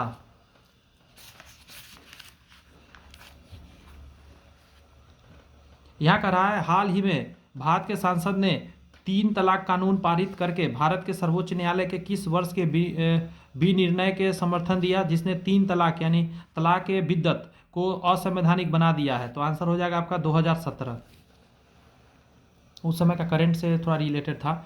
देखिए सायरा बानो बनाम भारत संघ एवं अन्य विवादों में सर्वोच्च न्यायालय की 5 सदस्यीय पीठ ने वर्ष 2017 में ऐतिहासिक निर्णय देते हुए 3 तलाक की प्रथा तलाक बिद्दत को संविधान के अनुच्छेद 14 का उल्लंघन करार देते हुए असंवैधानिक घोषित कर दिया था। इस निर्णय के समर्थन में भारत की संसद ने मुस्लिम महिला विवाहित अधिकार संरक्षण अधिनियम the Muslims women's protection of rights of marriage act 2019 बनाम 3 तलाक की प्रथा 3 बार तलाक कहने जिसमें लिखित और इलेक्ट्रॉनिक दोनों रूप से शामिल है के आधार पर तत्काल तलाक को विधिक के रूप में अमान और गैर कानूनी बता दिया है। मतलब मुंह से बोल दिया तलाक हो गया। भारतीय राजनीतिक व्यवस्था में इसमें से कौन सर्वोच्च है, संविधान सर्वोच्च है, ध्यान रखिएगा, संविधान से ऊपर कुछ भी नहीं। भारतीय राजनीतिक व्यवस्था में संविधान सर्वोच्च है। यही राज्य व्यवस्था के रूप में उद्देश्य का निर्धारण करता है एवं विभिन्न इकाइयों का सृजन का प्रावधान भी करता है। इनमें से किस प्रकरण में सर्वोच्च न्यायालय ने संविधान का मूलभूत ढांचा सिद्धांत प्रतिपादित किया, तो केशवानंद भारती प्रकरण ने किया था। बहुत अच्छा ही है, इसको समझिएगा बढ़िया से। देखिए, सर्वोच्च न्यायालय ने वर्ष 1973 के केशवानंद भारती बनाम केरल राज्य विवाद में संविधान के मूल ढांचा सिद्धांत यानी थ्योरी ऑफ बेसिक स्ट्रक्चर का प्रतिपादन किया था। इस विवाद में दिए गए अपने ऐतिहासिक निर्णय में सर्वोच्च न्यायालय की 13 सदस्यीय संविधान पीठ ने यद्यपि संसद की संविधान में संशोधन की शक्ति को स्वीकार किया, यद्यपि यह भी निर्धारित किया कि संसद संविधान में कोई ऐसा संशोधन नहीं कर सकती जो कि संविधान के मूलभूत ढांचे का उल्लंघन करे। मतलब संविधान के मूलभूत ढांचा में कोई चेंजिंग नहीं आना चाहिए। आप संशोधन कर सकते हैं, आप उसके जो गरिमा है उसको बढ़ा सकते हैं, लेकिन कम नहीं कर सकते उसके पावर को। भारतीय सर्वोच्च न्यायालय ने किन किन मुकदमों में सर्वप्रथम संविधान के मूल ढांचे का सिद्धांत दिया है? तो केशवानंद भारती बनाम केरल राज्य में दिया है। अगला है आपका कि इंद्र साहनी बनाम भारत संघ मुकदमे में सर्वोच्च न्यायालय का निर्णय किस विषय से संबंधित था? अच्छा क्वेश्चन में जाएगा। याद रखिए, सरकारी नौकरी में अन्य पिछड़ा वर्ग का आरक्षण से संबंधित ये था। डिटेल में समझाता हूँ, यहाँ से समझिए। कह रहा है कि इंद्र साहनी बनाम भारत संघ बाद 1992 में सर्वोच्च न्यायालय की 9 सदस्यीय संविधान पीठ का निर्णय सरकारी नौकरियों में अन्य पिछड़ा वर्ग ओबीसी के आरक्षण से संबंधित है। इस ऐतिहासिक निर्णय में सर्वोच्च न्यायालय ने मंडल आयोग की रिपोर्ट के आधार पर अन्य पिछड़ा वर्ग को 27% आरक्षण देने की सरकार के निर्णय को बरकरार रखा, परंतु साथ ही यह निर्णय भी दिया गया कि अन्य पिछड़ा वर्ग के क्रीमी लेयर अर्थात आर्थिक रूप से सशक्त भाग को उसके दायरे से बाहर रखा जाना चाहिए। इसके साथ ही सर्वोच्च न्यायालय ने यहाँ समझिएगा, ये लाइन पर जोड़ देता हूँ, यह भी बरकरार रखा है, किंतु साथ ही यह निर्णय लिया गया अन्य पिछड़ा वर्ग के क्रीमी लेयर या आर्थिक रूप से सशक्त भाग के इसके दायरे से बाहर रखा जाना चाहिए, मतलब जिसको अच्छा लेवल पे है। इसके साथ ही सर्वोच्च न्यायालय ने यह भी निर्धारित किया कि अनुच्छेद 15(4) और 16(4) के तहत प्रदत्त कुल आरक्षण 50% की सीमा से अधिक नहीं होना चाहिए। यहाँ पे कह रहा है कि भारतीय संविधान का कौन सा अनुच्छेद सर्वोच्च न्यायालय के मूल अधिकार क्षेत्र को परिभाषित करता है? अच्छा क्वेश्चन, अनुच्छेद 131 करता है। देखिए, संविधान का अनुच्छेद 131 सर्वोच्च न्यायालय के मूल अधिकार क्षेत्र या आरंभिक अधिकारिता ओरिजिनल जुरिस्डिक्शंस को परिभाषित करता है। इस अनुच्छेद के अनुसार भारत सरकार और एक अन्य अधिकार राज्य के बीच एक या याद रखिए, भारत सरकार और एक या अधिक राज्यों के बीच या एक और भारत सरकार और किसी राज्य या राज्य के दूसरी ओर एक या अधिक अन्य राज्यों के बीच या दो या अधिक राज्यों के बीच किसी भी विवाद में विधि का या तथ्य का ऐसा कोई प्रश्न अंतर्वलित होते हैं जिस पर किसी विधिक अधिकारी का अस्तित्व या विस्तार निर्भर है, तो उस फिर से एक बार बताना पड़ेगा, थोड़ा दिख नहीं रहा था आपको, मैं एक बार फिर से इसको बता दे रहा हूँ। संविधान का अनुच्छेद 131 सर्वोच्च न्यायालय के मूल अधिकार क्षेत्र या आरंभिक अधिकारी ओरिजिनल जुडिक्शन को परिभाषित करता है। कैसे? इस अनुच्छेद के अनुसार भारत सरकार और एक या अधिक राज्यों के बीच या एक और भारत सरकार और किसी राज्य या राज्य और दूसरी ओर एक या अधिक अन्य राज्यों के बीच या दो या अधिक राज्यों के बीच किसी विवाद में विधि का या तथा एक ऐसा कोई प्रश्न अंतर्वलित होने पर जिस पर किसी विधिक अधिकारी का अस्तित्व या विस्तार निर्भर है, तो उस पर सर्वोच्च न्यायालय की आरंभिक या प्रारंभिक अधिकारिता होगी, मतलब सर्वोच्च न्यायालय उस पर अपना काम कर सकता है। यहाँ कह रहा है केंद्र और राज्य के मध्य विवाद का समाधान भारत के सर्वोच्च न्यायालय के किस क्षेत्राधिकार के अंतर्गत आ जाता है? तो इसको प्रारंभिक क्षेत्राधिकार के अंतर्गत आ जाता है, केंद्र और राज्य वाला। यहाँ पे कह रहा है कि भारत में न्यायिक पुनरावलोकन का आधार क्या है? तो अभी आपने देखा कानून द्वारा स्थापित प्रक्रिया है। कह रहा है कि भारत में न्यायिक पुनरावलोकन का आधार कानून द्वारा स्थापित प्रक्रिया यानी प्रोसीजर इस्टेब्लिश्ड बाय लॉ। इसके तहत न्यायालय यह परीक्षण करता है कि कोई विधि संविधान द्वारा विधायक के प्रदत्त शक्तियों के संगत रूप से बनाई गई या नहीं है तथा यह विधि द्वारा स्थापित प्रक्रिया का अनुसरण करता है अथवा नहीं करता है। कानून द्वारा स्थापित प्रक्रिया का उल्लंघन करने पर इसे न्यायालय द्वारा शून्य घोषित कर दिया जाता है कि यह कानून मान्य नहीं होगा। निम्नलिखित में से किस संबंध भारत के सर्वोच्च न्यायालय से है? तो कॉलेजियम पद्धति का भी है, ठीक है, अपीलीय अधिकारी से भी है, मूल अधिकार से भी। इसका हो जाएगा एक से ज़्यादा आंसर। डिटेल एक बार बताया, फिर से एक बार बता रहा हूँ, सुनिएगा। भारतीय संविधान के भाग 5 के अंतर्गत अध्याय 4 में सर्वोच्च न्यायालय के संबंधित प्रावधान अनुच्छेद 124 से लेकर 147 तक उल्लेखित कर दिया गया है। ज्ञातव्य की कॉलेजियम पद्धति अधिनियम की नियुक्ति तथा स्थानांतरण की प्रणाली यह सर्वोच्च न्यायालय के निर्णयों के माध्यम से विकसित हुई पद्धति है। सर्वोच्च न्यायालय के मुख्य न्यायाधीश कॉलेजियम का नेतृत्व करते हैं। विदित हो कि भारतीय संविधान के अनुच्छेद 131 के तहत सर्वोच्च न्यायालय की मूल आधिकारिक शक्ति का निर्णय भी इसके तहत केंद्र एवं राज्य के बीच दो या दो से अधिक राज्यों के बीच विवादित का निर्णय सर्वोच्च न्यायालय ही करता है। है करा है वह अनुच्छेद 132 से 136 तक सर्वोच्च न्यायालय के अपीलीय क्षेत्राधिकार का उल्लेख किया गया है। इस प्रकार एक से अधिक विकल्प सत्य हो जाएगा। अब प्रश्न हमारा राज्यपाल से रिलेटेड है, थोड़ा देर का और सेशन है, आराम से देखिए। कह रहा है कि राज्य सरकार का कार्यकारी अध्यक्ष संवैधानिक प्रमुख कौन होता है? तो आपका राज्यपाल ही होता है। संविधान के अनुच्छेद 154(1) के अनुसार राज्य की कार्यपालिका शक्ति राज्यपाल में निहित है। ध्यान रखिएगा, राज्य की कार्यपालिका जो शक्ति है वो राज्यपाल में निहित है। बहुत अच्छा लाइन है ये, जिसका प्रयोग वह संविधान के अनुसार स्वयं और अपने अधीनस्थ अधिकारियों के द्वारा करेगा। देखिए, किसी राज्य का राज्यपाल नियुक्त किया जाता है तो वो राष्ट्रपति द्वारा नियुक्त किया जाता है। यहाँ पे कह रहा है आपका कि किसी राज्य के राज्यपाल की नियुक्ति राष्ट्रपति के मुहर लगे आज्ञा पत्र के माध्यम से होता है। उल्लेखनीय है कि भारतीय संविधान के भाग 6 के अनुसार 153 से लेकर 167 तक राज्य की कार्यपालिका का वर्णन है। राज्य का कार्यपालिका में राज्यपाल, मुख्यमंत्री, मंत्रिपरिषद और अन्य राज्य के महाधिवक्ता, एडवोकेट जनरल सम्मिलित होते हैं। राज्यपाल राष्ट्रपति के प्रसाद प्रयत्न पद धारण करता है। इसके अलावा वह कभी भी राष्ट्रपति को संबोधित कर अपना पद भी त्याग दे सकता है अगर उसको हटने का मन है तो उस पद से। जम्मू और कश्मीर के राज्यपाल की नियुक्ति कौन करता है? तो आंसर हो जाएगा भारत का राष्ट्रपति करता है। देखिए करा जम्मू और कश्मीर के संविधान के अनुच्छेद 370 के तहत, ये पहले का क्वेश्चन है, ध्यान रखिएगा, भारत के अन्य राज्यों के अलग विशेष राज्य का दर्जा प्राप्त था। इस परिप्रेक्ष्य में पहले वहाँ की कार्यपालिका के प्रधान का चुनाव भारत के राष्ट्रपति द्वारा न होकर जम्मू कश्मीर की विधानसभा द्वारा किया जाता था, किंतु इस विषय को 1965 में समाप्त कर दिया गया। फलस्वरूप जम्मू और कश्मीर के कार्यपालिका का प्रमुख सदर ए रियासत के स्थान पर राज्यपाल नाम से जाना जाने लगा तथा उसकी नियुक्ति भारत के राष्ट्रपति द्वारा की जाने लगी। जम्मू कश्मीर पुनर्गठन अधिनियम 2019 के तहत 31 अक्टूबर 2019 को जम्मू कश्मीर राज्य को 2 संघ क्षेत्रों जम्मू कश्मीर और लद्दाख के रूप में पुनर्गठित कर वहां उप राज्यपालों का प्रावधान किया गया है। उनकी नियुक्ति राष्ट्रपति द्वारा की जाती है। भारतीय राज्य के राज्यपालों के निम्नलिखित जोड़ों पर विचार करके बताइए।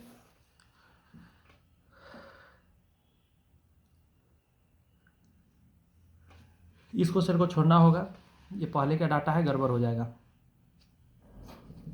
कह रहा है उत्तर प्रदेश के राज्यपाल ने विधानसभा के सत्र के आयोजन के लिए उसके अध्यक्ष को निर्देश दिया कि ऐसा करने में उन अधिकारियों का उपयोग कर रहे थे जो उनके पद में निहित है। तो ये हो जाएगा अनुच्छेद 175(2) के द्वारा। क्या है ना, इसको समझिए यहाँ से। कह रहा भारतीय संविधान के अनुच्छेद 175(2) के अनुसार राज्यपाल जो है राज्य के विधानमंडल में उस समय लंबित किसी विधेयक के संबंध में संदेश या कोई अन्य संदेश उस राज्य के विधानमंडल के सदन या सदनों के भेज सकेगा, और जिस सदन को कोई संदेश इस प्रकार भेजा गया है कि वह सदन उस संदेश द्वारा विचार करने के लिए अपेक्षित विषय पर सुविधा अनुसार शीघ्रता से विचार करेगा।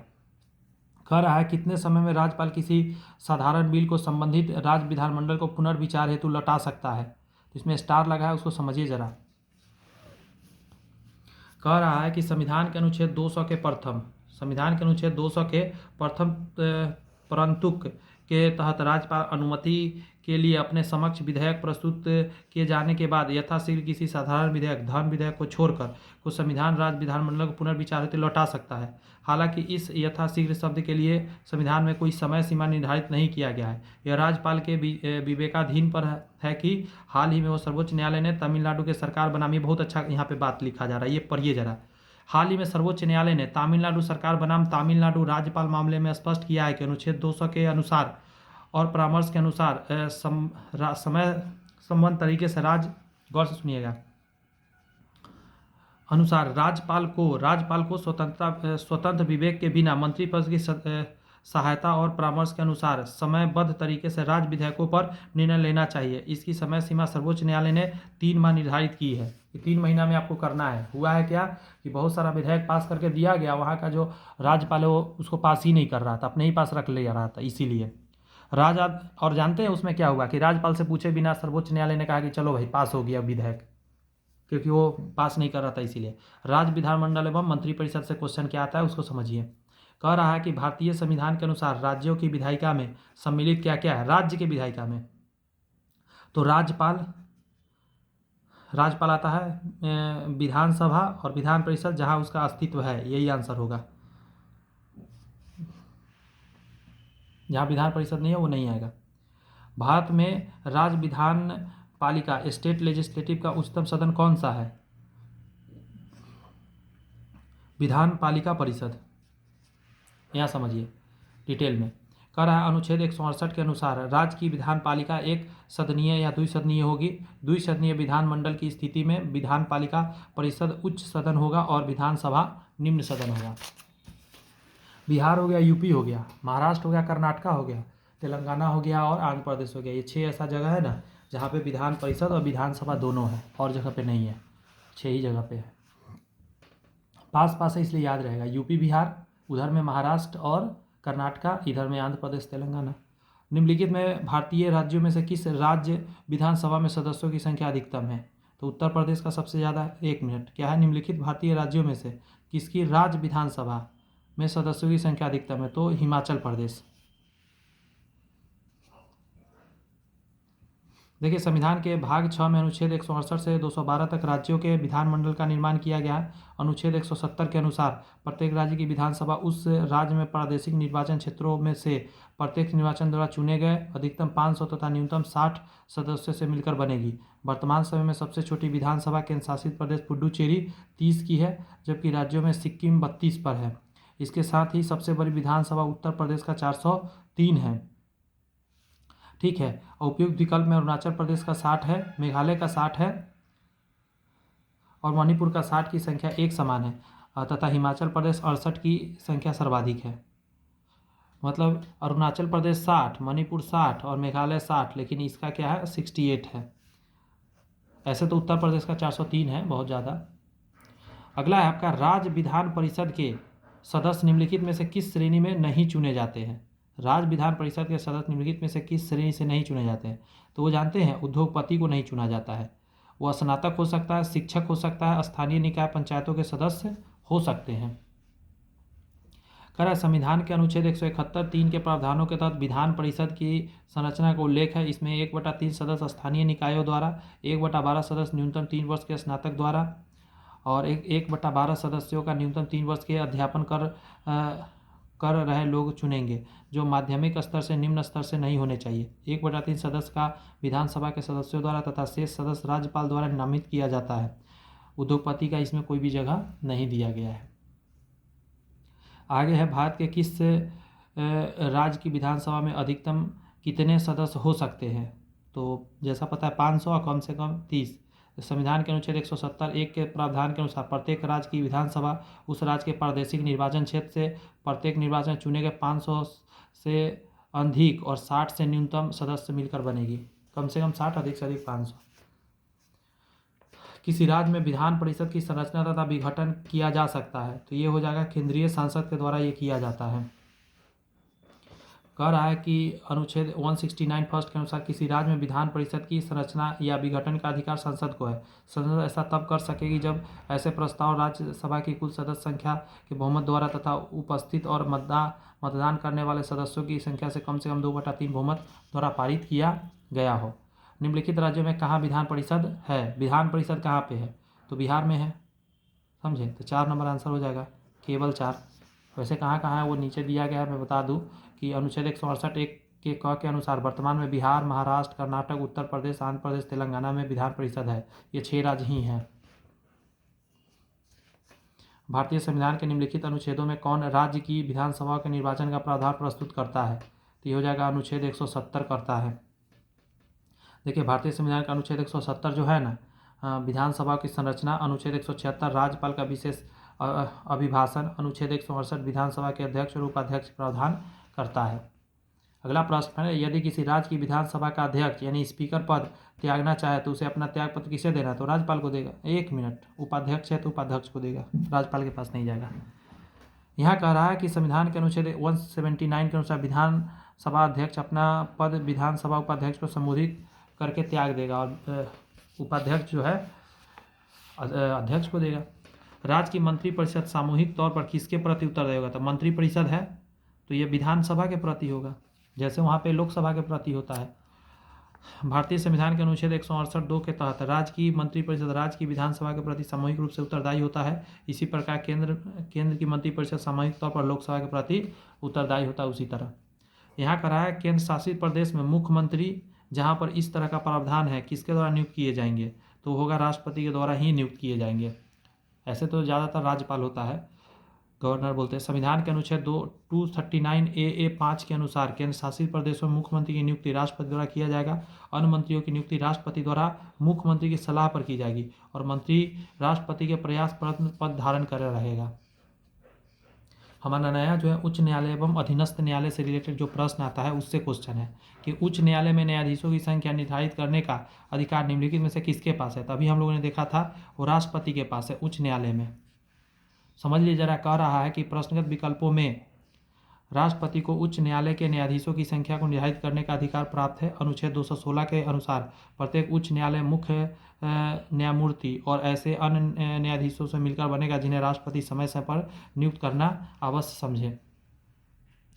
अगला है उस उच्च न्यायालय का न्यायाधीश अपना त्याग पद संशोधित करता है तो राष्ट्रपति के नाम ही करेगा। बेसिक क्वेश्चन था ये कि उच्च न्यायालय का न्यायाधीश अपने पद की शपथ लेने के बाद 62 वर्ष की आयु तक अपना पद धारण करता है और उच्चतम न्यायालय में 65 वर्ष। इससे पूर्व वह राष्ट्रपति को संबोधित अपने हस्ताक्षर युक्त पत्र द्वारा अपना त्याग पद संकथित त्याग दे सकता है। अनुच्छेद 217(1) के साथ ही उसे सिद्ध कदाचार या असमर्थता के आधार पर संसद के दोनों सदनों द्वारा अलग भी अपने अपने कुल बहुमत से जो उपस्थित एवं मतदान करने वाले सदस्यों के 2/3 पारित प्रस्ताव से राष्ट्रपति द्वारा पदमुक्त किया जा सकता है अगर वो गड़बड़ कुछ करता है तो। कह रहा है किस उच्च न्यायालय ने यह फैसला दिया कि एक ही बार में 3 बार तलाक कहने की तलाक होना गैर कानूनी हो जाएगा। तो ये कहाँ कहा गया था? इलाहाबाद उच्च न्यायालय में कहा गया था। कह रहा है इलाहाबाद उच्च न्यायालय ने रहमतुल्लाह बनाम स्टेट ऑफ यूपी 1994 के मामले में यह निर्णय दिया कि यदि विधि के उपबंधों के विफल करने के उद्देश्य में 3 बार तलाक कहकर तलाक लिया जाता है तो ऐसा तलाक गैर कानूनी ही होगा। अगला है निम्नलिखित उच्च न्यायालयों में से कौन सा एक से अधिक राज्य केंद्र शासित प्रदेश के लिए है। तो ये स्टार इसलिए लगा है, उसको समझ लीजिए जरा।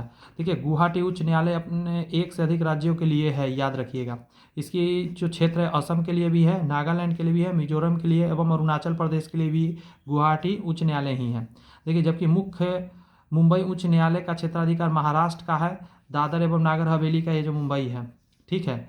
और कह रहा है दमन एवं द्वीप और गोवा का भी है। तो इतना जगह का एक ही है, तो इसीलिए इसको थोड़ा समझ के आंसर देना था।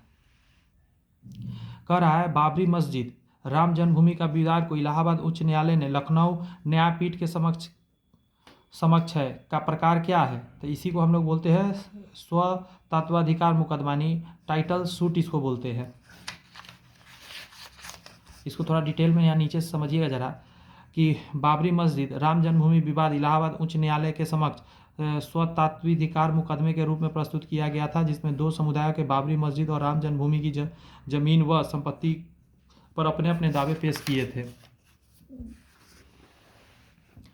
दोस्त, आज का क्लास यहीं पे हम स्थगित करेंगे। नेक्स्ट एक क्लास और आएगा आपका और पूरा पॉलिटी कंप्लीट हो जाएगा। वो आएगा केंद्र एवं राज्य संबंध, आपात उपबंध, वित्तीय आयोग, ऐसे करके बहुत सारे टॉपिक अभी बचे हुए हैं। वो सारे टॉपिक आपको हम एक क्लास के अंदर इसको निपटा देंगे।